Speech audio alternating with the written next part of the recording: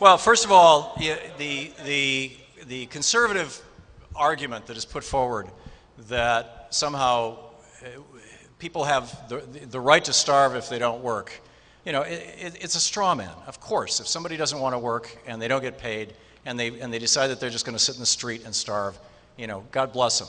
It's not, you know, but see, on the other hand, I would say that probably indicates you've got somebody who's mentally ill, in which case maybe we have an obligation. Let's remember, since you're invoking the founders here, that the first veto of James Madison, of his administration, was to veto a piece of legislation that gave money to churches in Washington, D.C. to provide for the poor. The reason why Madison vetoed this was not because he had any objection to federal money being used for the poor, because it had been used for the poor literally since the first year of the Washington administration. His objection was that for the first time, Congress wanted to give the money to churches to give to the poor. And he said this would cause an entanglement of the churches with the secular state that is inappropriate, and he thus vetoed that legislation with a rather eloquent vetoing statement. So, number one, I'd say, you know, this straw man of, well, you know, right to starve, yeah, it's a great applause line, but come on. What insurance does, the whole point of, I mean, with health care, I don't think there's probably more than maybe a half a dozen people in this room, maybe not even that, who, if they were really struck with a multi-million-dollar illness, could cover it out of their personal checkbook. You know, I certainly couldn't. I doubt most people could here. The whole point of insurance is to spread the risk as widely as possible. And to do so in as efficient as possible a fashion. United Healthcare, the second largest health insurance company in the world, or in the United States anyway, probably in the world, United Healthcare, as the Wall Street Journal pointed out on their front page year before last, paid their CEO, William McGuire, who the Wall Street Journal referred to as Dollar Bill McGuire, that was his name within the healthcare industry. This is one of the guys who helped Billy Towson get his job at $2 million a year as the head of pharma after he shepherded Medicaid Part D through, the Republican congressman. He was paid $1.78 billion. This from the health insurance company that routinely asks people, you know, prove that you actually are sick. Oh, you have a pre-existing condition? No, I'm sorry, we're not going to pay your bill. The fact of the matter is that if our insurance is covered by a single payer, and that single payer happens to be us, and let me put a punctuation point on that. Because in my world, as an American, the government is not a them. I was in the Soviet Union when it was the Soviet Union. I was in East Germany when it was East Germany. I lived in Germany right on the border. The government in those cases, I was in Uganda during the war against Idi Amin. I have been in hellish places. I was in Darfur in March. In those places, the government definitely is a them. Bashir, who was just indicted by the International Criminal Court, deserves to rot in hell and be dragged before the court first. But our government is a government of us, we the people, the first three words of the Constitution. So we have a choice. We have a very simple choice. The way that this is presented typically by conservatives is to say, do you really want the government telling you what doctor you can go to? Do you really want the government telling you what health care you can have? And of course not. None of us do. Here's the other half of the question, because it's not a yes or no question. It's, do you want the government telling you what doctor you can see and paying the doctor? Or do you want Bill McGuire, who skimmed $1.78 billion off the top, has a private jet with gold-plated bathtubs, washcloths, and a multi-million-dollar a month pension? Do you want him telling you? Because those are the two alternatives that we have in the United States, unless you happen to have $2 million in your checkbook.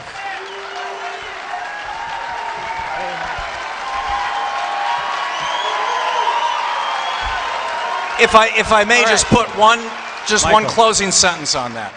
The whole point here is that a health insurance company, a for-profit health insurance company that has to take 10% off the top for dividends to its stockholders, has to pull $1.78 billion off the top to give Bill McGuire, that has to pay salespeople, that has to have promotional literature, that has to have the fancy headquarters. All of those expenses are being paid by us. If the guys in the green eye shades, like with Social Security, who have never failed to pay a check, are writing the checks, then then the costs are actually lower. They're demonstrably lower. We've seen it all over the world.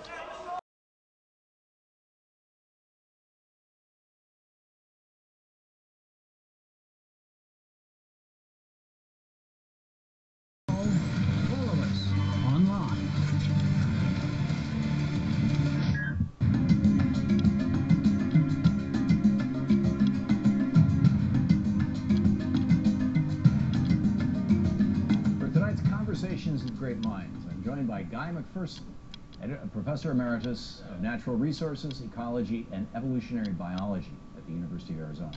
Guy is one of America's most influential experts on global warming and writes about a variety of climate change-related issues for the Arctic News blog and his own website, Nature Bats Last.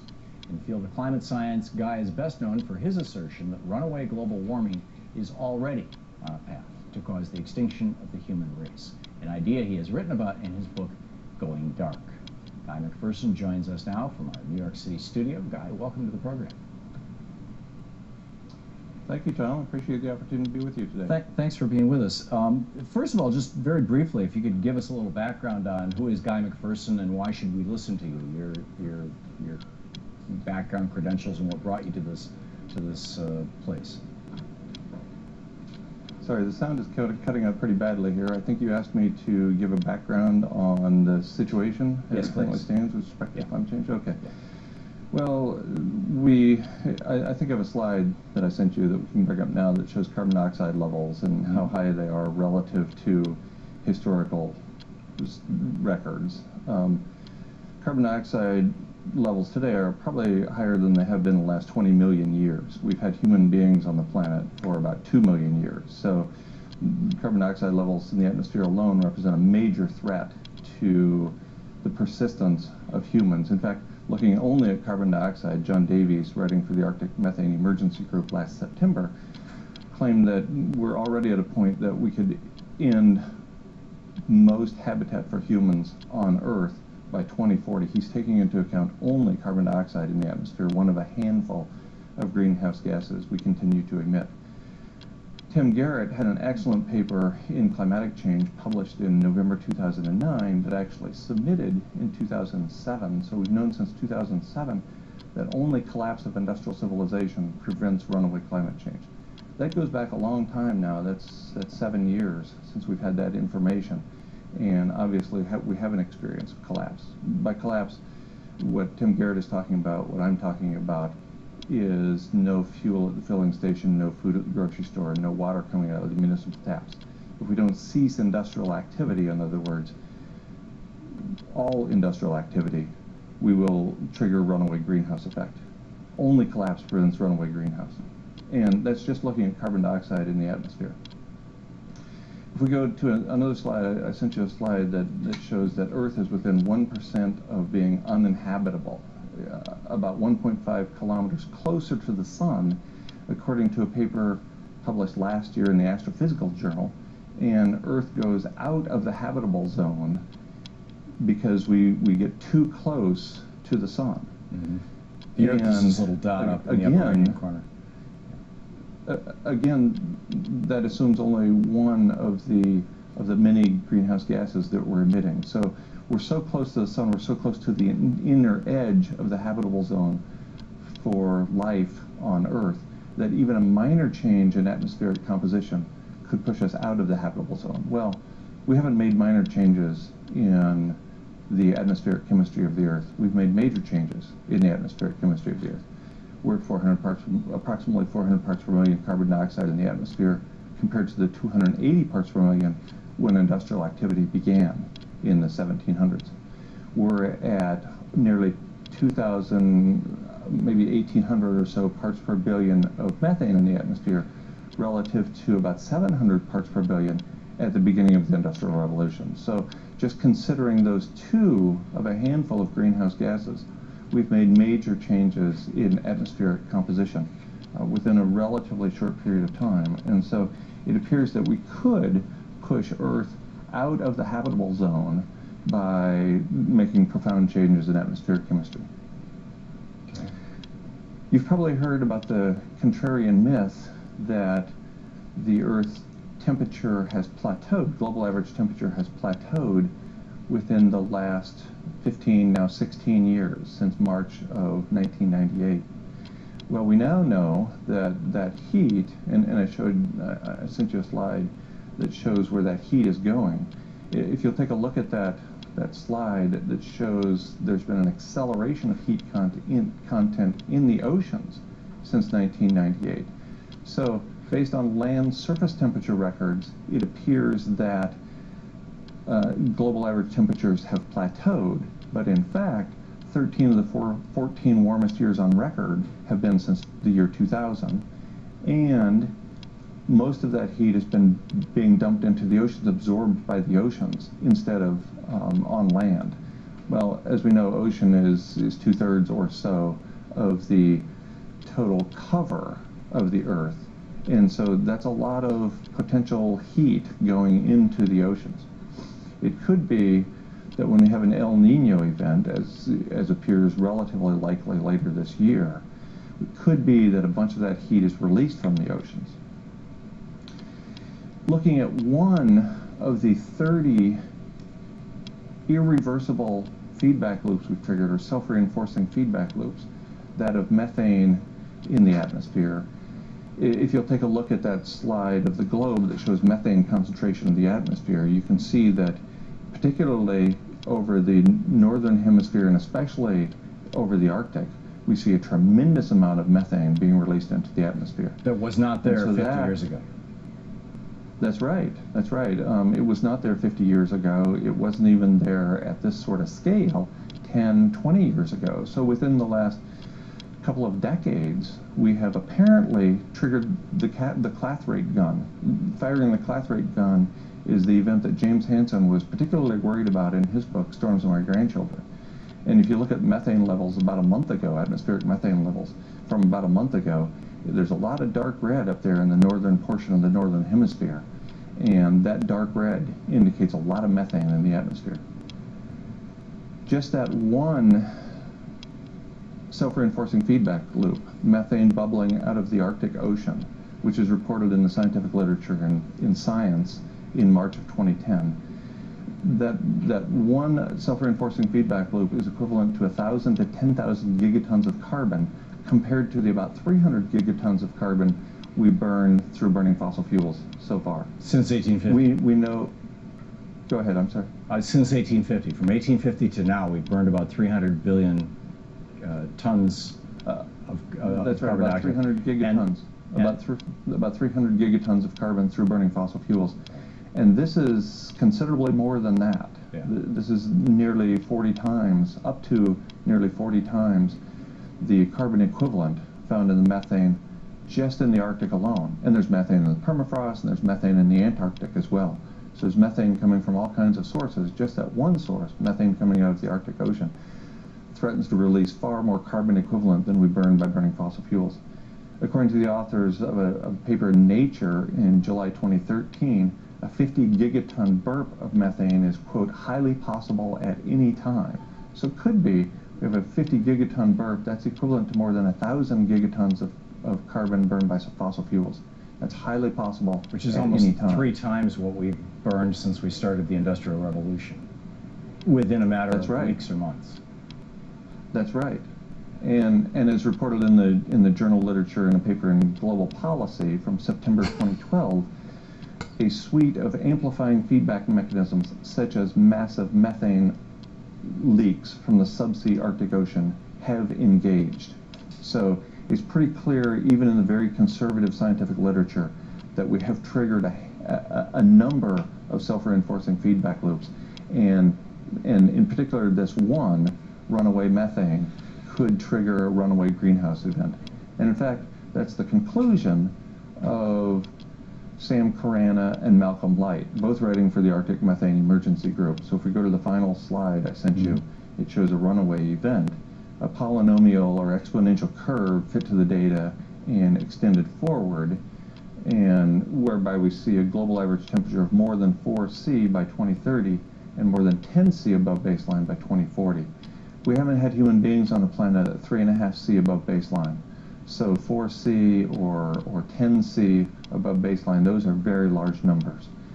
I want to read to you the conclusion Malcolm Light reached in January of this year, January 2014. He says, quote, the Gulf Stream transport rate started the methane hydrate gun firing in the Arctic in 2007, when its energy per year exceeded 10 million times the amount of energy per year necessary to dissociate subsea Arctic methane hydrates, end quote. So it's pretty clear at this point that we have fired the class rate gun, and that self-reinforcing feedback loop alone takes us to uninhabitability of this planet for human beings in a relatively short period of time. So you're talking about something like the Permian mass extinction or the Permian Eocene thermal maximum, a period of time where most species on Earth and in the sea die, including us? That's right. And what kind of time scale? Well, we're human animals, and so we need habitat. This isn't... humans won't go extinct because it becomes too warm and we're not able to adapt to that warm temperature, because it becomes too cold and we're not able to adapt. Rather, it'll come because the plants and the plankton in the ocean, the plants on land and the plankton in the ocean, can't respond very quickly to the very rapid changes that are occurring. So we've already lost approximately half of the plankton from the ocean in the last few decades at 0.85 C above baseline. So you can imagine when we get to 2 or 3 or 4 degrees C above baseline, above the beginning of the Industrial Revolution, that it's quite possible, and I would say probable, that we won't have a significant number of plankton in the ocean at all. And same thing for land plants. We have these huge temperature swings that are going on right now. We get up to 125, 130 degrees Fahrenheit. That's sufficient to denature proteins in land plants and kill all the land plants. And they just can't adapt quickly enough. How soon? Well, according to Carana's analysis, we get there by 2030, to more than 4C by 2030 and more than 10C by 2040. It certainly could happen that quickly. As Albert Bartlett, the longtime professor emeritus from Colorado University, wrote and said many times, the greatest shortcoming of the human race is our inability to understand the exponential function. We're beyond linear with respect to climate change, and it's difficult for us to wrap our minds around that, to project into the future something beyond linear. And you're suggesting that we could be, you and I, we could be, and particularly people younger than us, could be the ones who actually see the end of the human race. Let me come back to that right after this break. More of tonight's Conversations of the Great Minds with Professor Guy McPherson.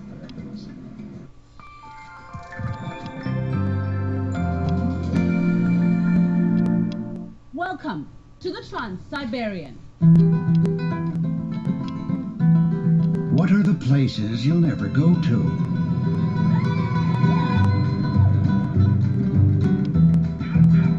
Fun you'd never have.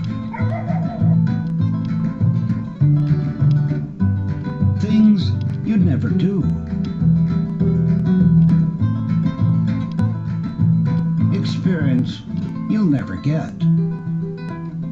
Be surprised. You will.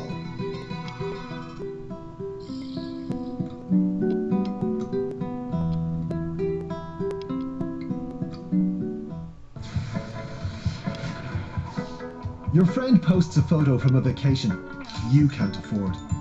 Comment indifferently. Your boss repeats the same old joke. Of course you like it. Your ex-girlfriend still pens tear-jerking poetry. Keep calm. Ignore it. We post only what really matters. Add RT to your Facebook newsfeed.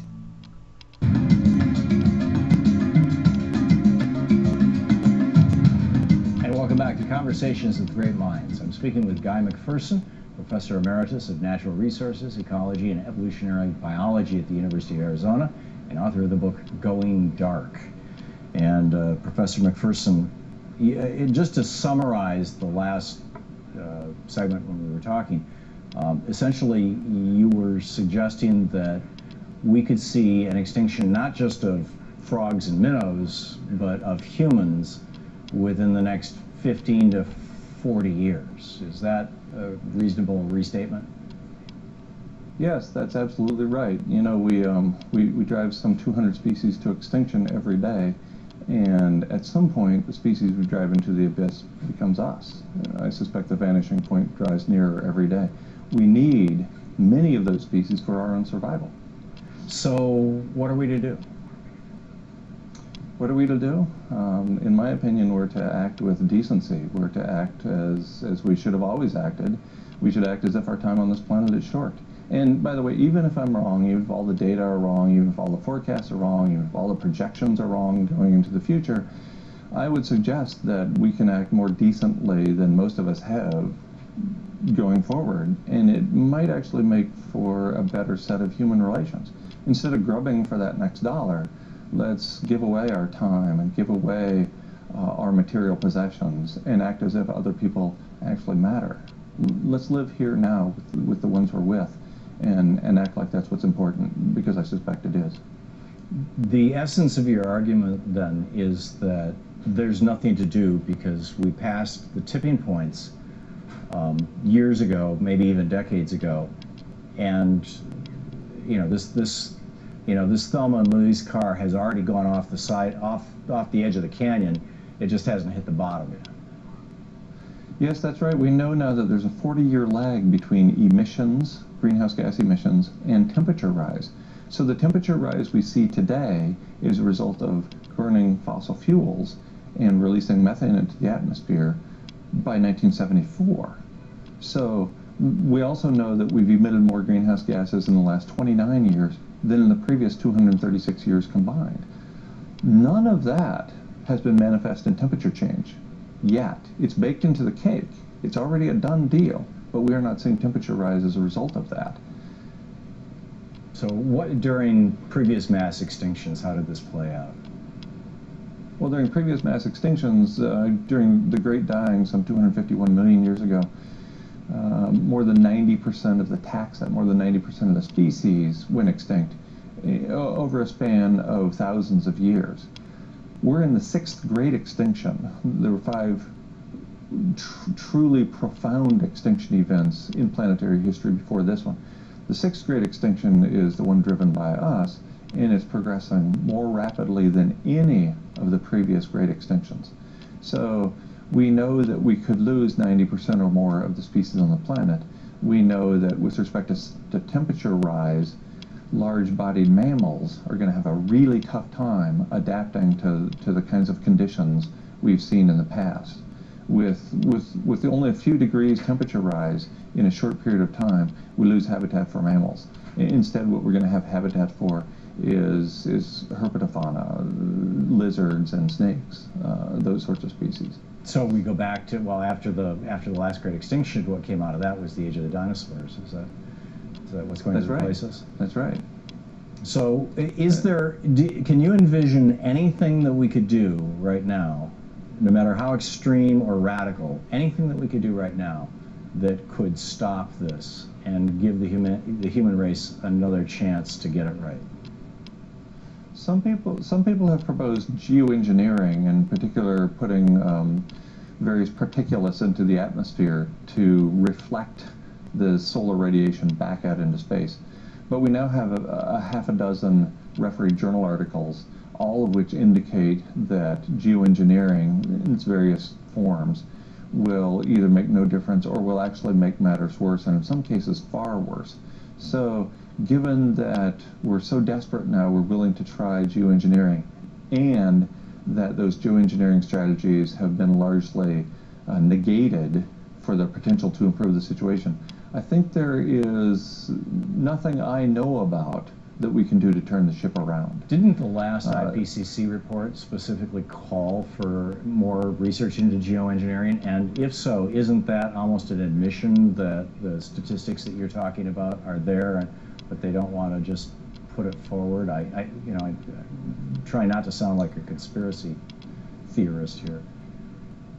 Yes, that's a very conservative body putting out a very conservative report, the Intergovernmental Panel on Climate Change, and in their assessment, which came out just a few days ago, in fact, they admitted that geoengineering appeared to be the only viable strategy to reverse climate change at this point.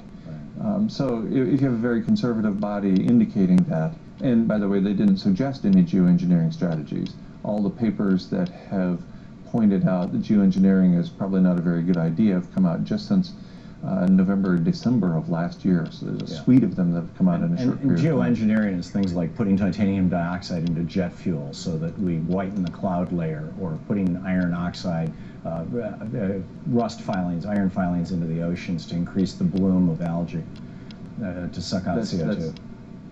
That's exactly right. The most commonly promoted one of those is solar radiation management, or putting some sort of particles up into the atmosphere, like sulfates, for example.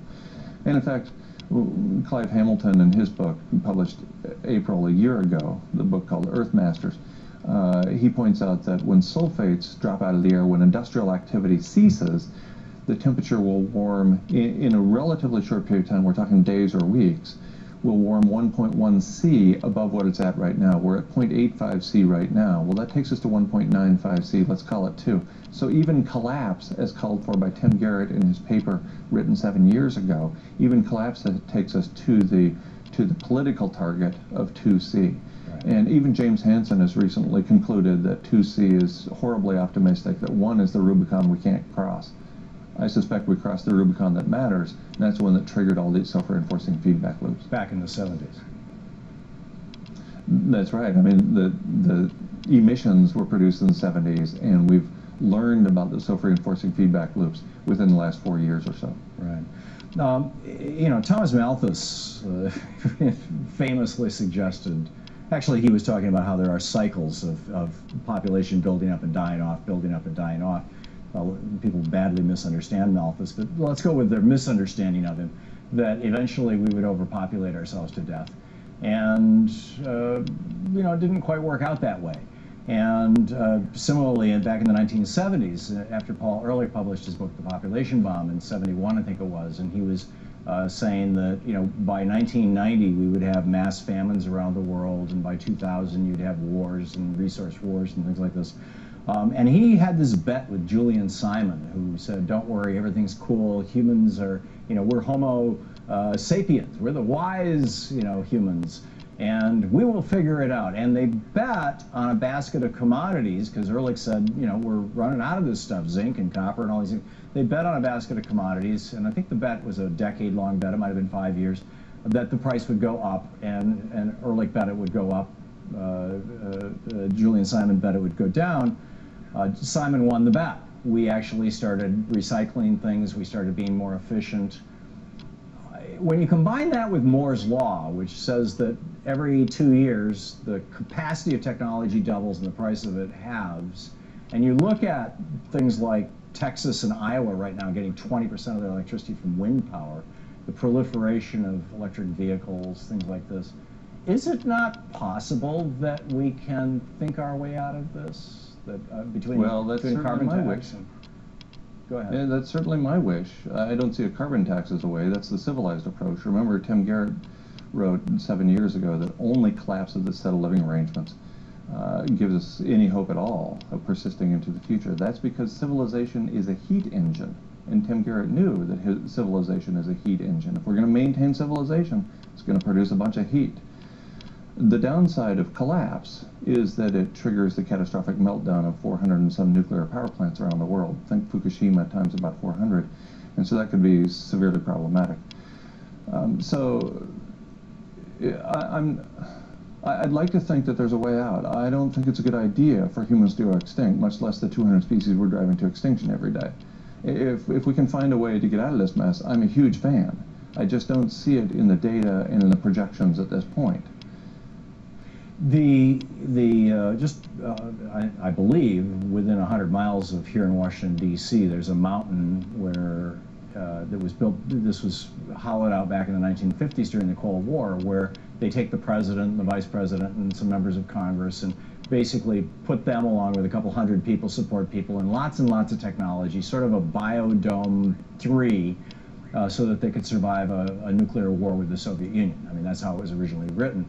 I've heard people talk about the Fortress of Solitude, that the Pentagon and the military is working on something up in the Arctic where humans could survive a great extinction like this for dozens, if not hundreds of generations. Do you think we should be having that kind of conversation, or colonies on Mars or the Moon? I think first we should do no harm, and clearly we've done a tremendous amount of harm. We're desperate for these kinds of solutions now because the situation is truly desperate. So I would go back to first do no harm, and let's not think we can maintain this set of living arrangements without any consequences. As it turns out, we can't have infinite growth on a finite planet with no consequences. You know, one of the statements Julian Simon made, I'm glad you brought up that bet, was that we can continue to grow the human population at the current rate for the next 7 billion years. Well, at the time he made that statement, if we had continued growing the human population for 7 billion years, the human population alone, the mass of humans, would have been larger than the entire universe. So projecting out into the future is dangerous for 7 billion years, or even for the next 20 years, as some of these models have done. Could they be wrong? Yes, and I certainly hope so.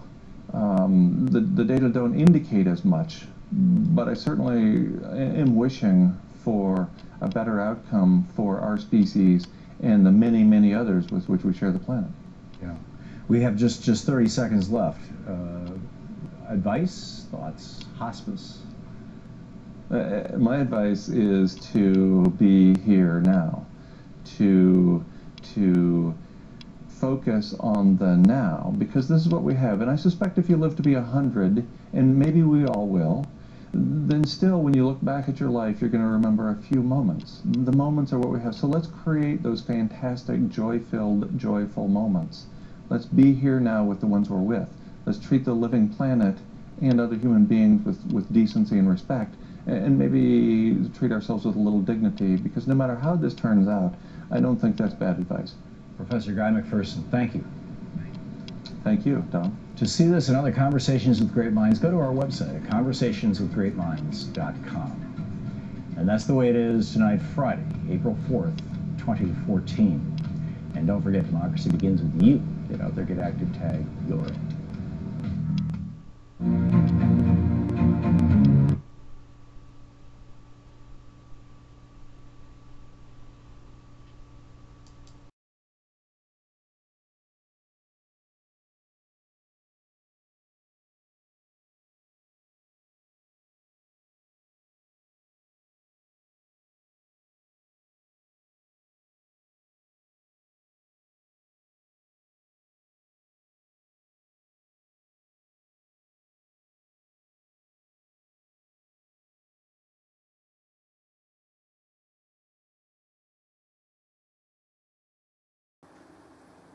Hi there, here's Dieter from Germany, and I was thinking about the great value of those who take care in the system critical build-up, or hub movement, if you like.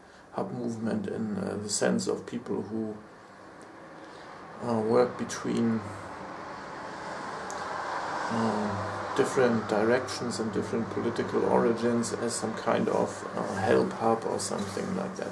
So I had one idea just right now, that the main focus of system critical support for one another, or of system critical build-up, is to seek for the special one in system critics. This is very good, but the big problem is that the real hub is not the one who is supporting, and the special one, the seemingly big multiplicator with dreams of change and dreams of activistic thing, the more bigger potential is to be found in the not so really sexy or really aspiring or really great seemingly system critical part of change and of movements. It's a little bit hard to describe this, or a little bit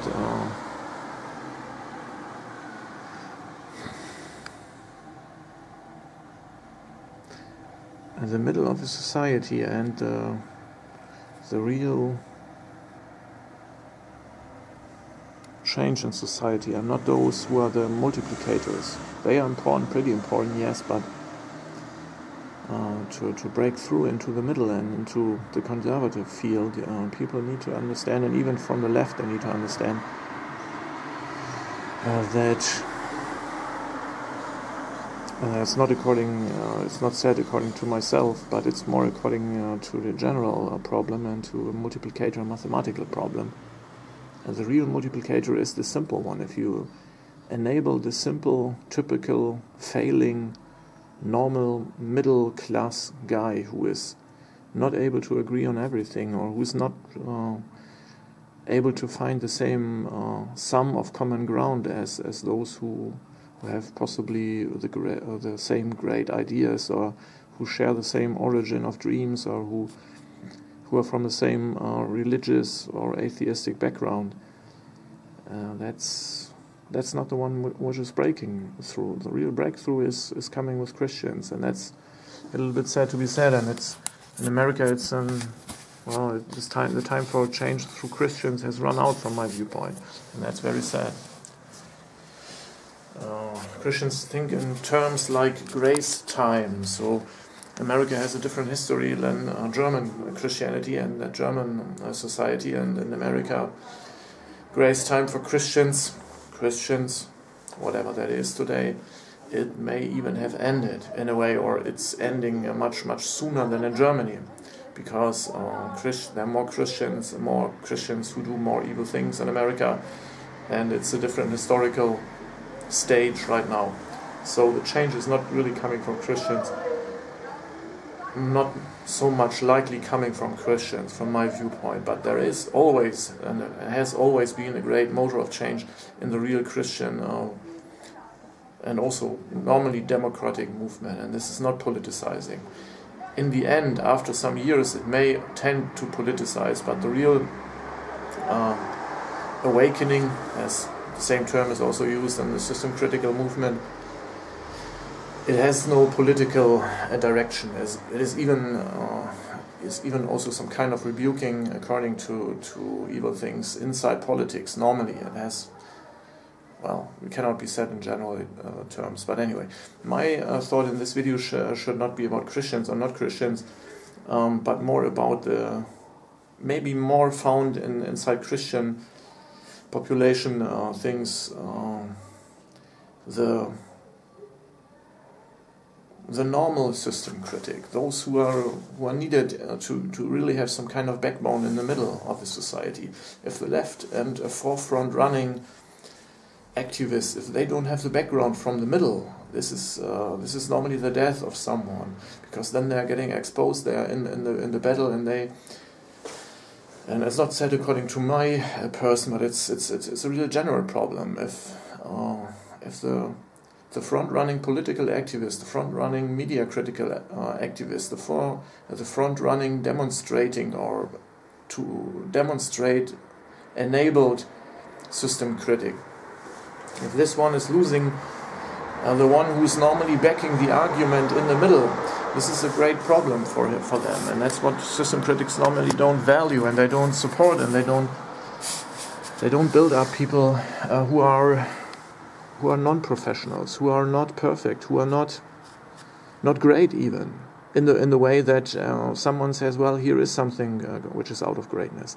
And the concept of the great dream, or the great change, the great motor for change, the great person, is something which is originally very, very much rooted in Masonry, and it has its similarity, even if there is something like really great people. And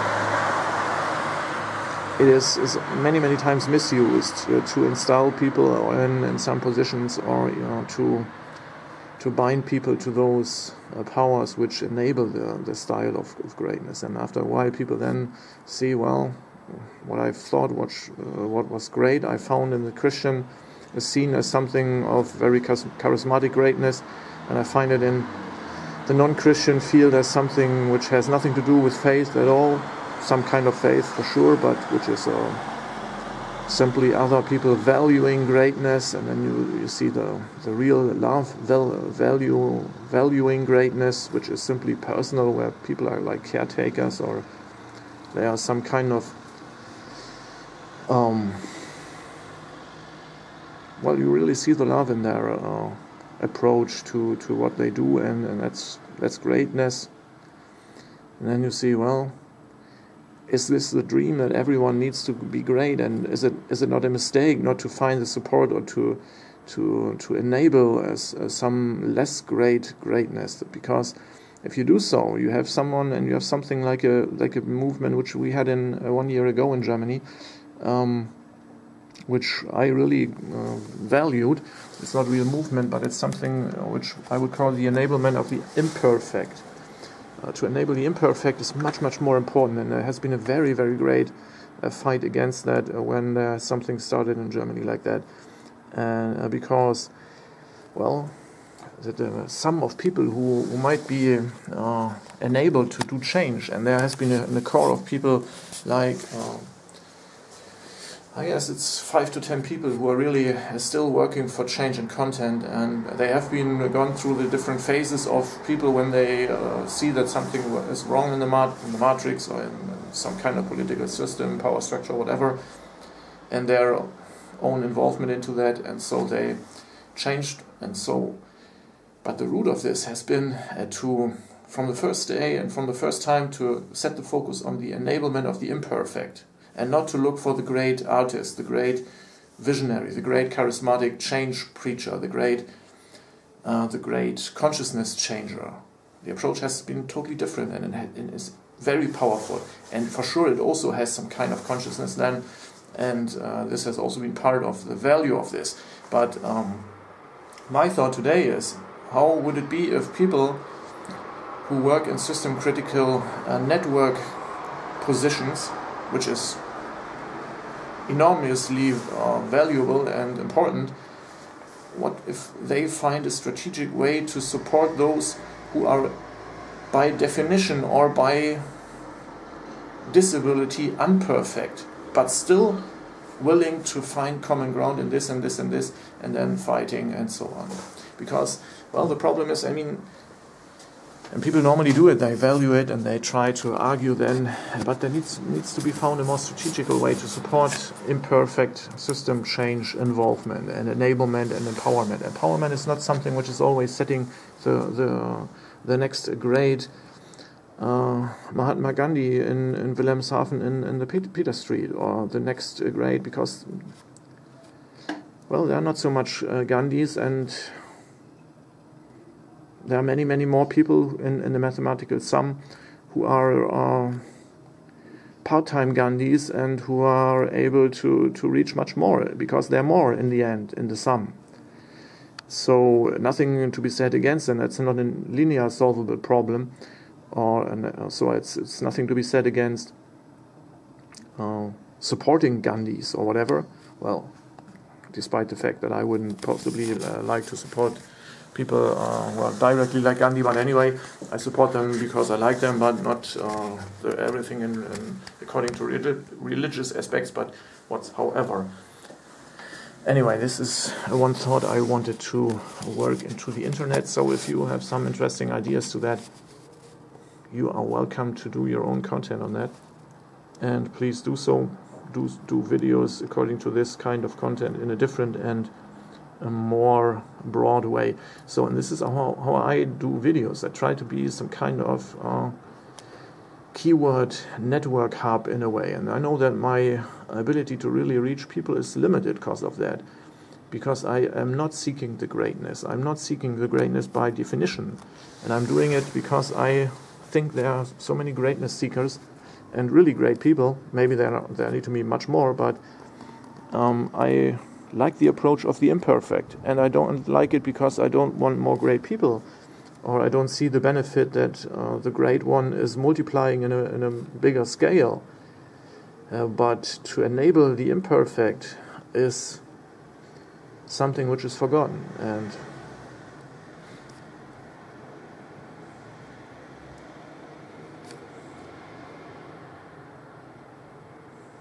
it is even, and many people agreed on that. Well, but to be honest, time has been run out, and so even this approach is not making sense anymore, if I should be honest, because I think we are all in a big mess. And it may take 2-3 months, but then things will start, and I hope it takes longer, which we really do not like from my viewpoint. And Germany is a sign for that. It's an indicator for how fast things change. We have, as American system critics, and Russia has lost Germany, and they're not the same, and Russia has its own power structures, and also is not a company of holies, but anyway. An oligarchy of holies, which is not a real oligarchy, but anyway, because Putin is an oligarch, which is also sometimes not really understood in the German society, but whatsoever. Now I lost the point. I lost my argument, logical follow-up thing and thought. How could people support the normal critical person? How to reach the middle of the society, and how to reach the one who's thrown between awakening and the need of being part of the system, which is not my situation, but of many, many people. And if you lose the backbone of that, that's you have gotten divided and conquered. Then, even in the system critical thing, you have regularly been divided and conquered, if you like. The system critics is divided and conquered by itself and by elitists, the special one or the total true one, and so on. And if I look to America, I mean, my reason to work on content there has been that I thought it would possibly be one of the last, or at least more sense-making chances to change things in America, because I know how things work according to Islamophobic and Islam enemy things. And so, as my thing with the whole power structure began directly 1.5 years before the 9/11 thing, and I was praying for change in Islamic societies, which could be very interesting if someone really likes to understand how power structures and the whole thing with George Walker Bush has started. I may be a real interesting information resource.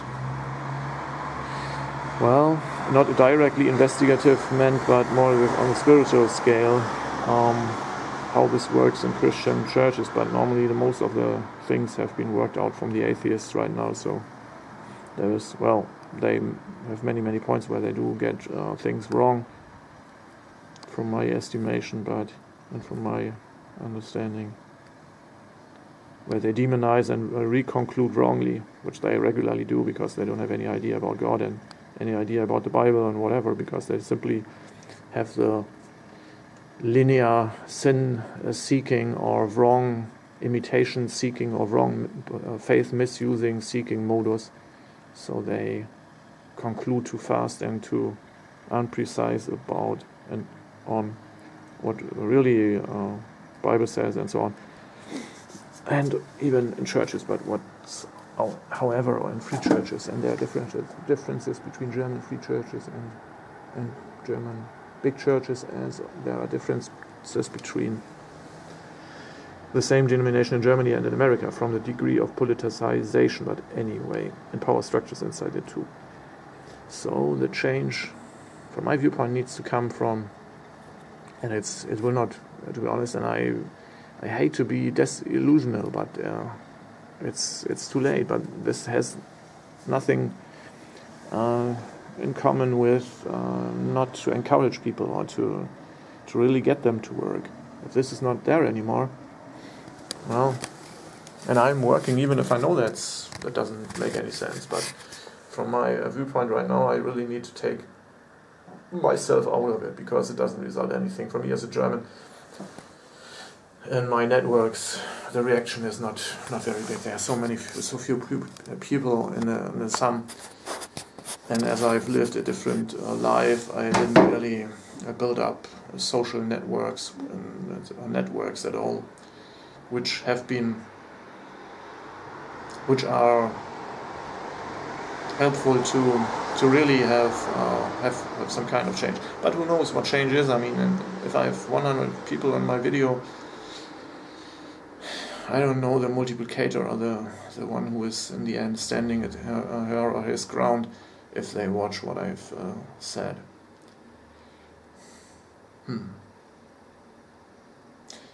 So, well, I'm going to fight for the things others fight for, even if they are no Christians, and I hope more Christians will rally and join my fight. The problem why I don't have much believers around me is that I don't use all of these socializing manipulation things, and second thing is that I don't compromise. According to my faith and according to what the Bible says, how change needs to be implemented regularly, and that's, I really radically live that, and that's the reason why, well, it's not very easy to find common ground with me then as a Christian, because I say, well, and everything needs to be changed and needs to be checked inside every relationship between Christians. At least the way needs to be defined how Jesus can change things. So well, but I just wanted to explain why it doesn't make sense for me to work on content anymore, or if someone would ask himself why I wouldn't share his or her or their content. It doesn't make sense for me anymore. It doesn't make sense. It doesn't result anything mathematically in the way inside social networks. So my videos will still be some way of work, but I have said this for a long time now that Facebook and other things, for me it doesn't really work out anything. People are not interested in that anymore. In my networks, I don't have a naturally grown, personally known network, but a typical built-up network as well as it has been for some people who have tried to find friends and common ground and networks via social gaming or something like that. So I didn't really search for friends, but anyway, that's the way how I made my friend list. But in this friend list, excuse my tired and bad English, the different participants of my network are not really resulting a good viral share results, if you like, because they are simply not naturally grown. They don't have a personal relationship to me, and for that reason they are not involved. The common ground where the people have met one another has been the need to technically enable someone else or yourself in a game to be able to then be connected to others. Where many Facebookers have been trapped to enable data scanning and whatever. So so for that reason, this kind of network is not displaying many interested people in system critics. And normally people on Facebook, they're not involved, they're not deeply involved in things, even if there could be common ground. And so I would consider my 650 people on Facebook like a dead network. It's a dead network. In the last, well, the more deep I got into Russia's issue right now, I really found some people are really interested in.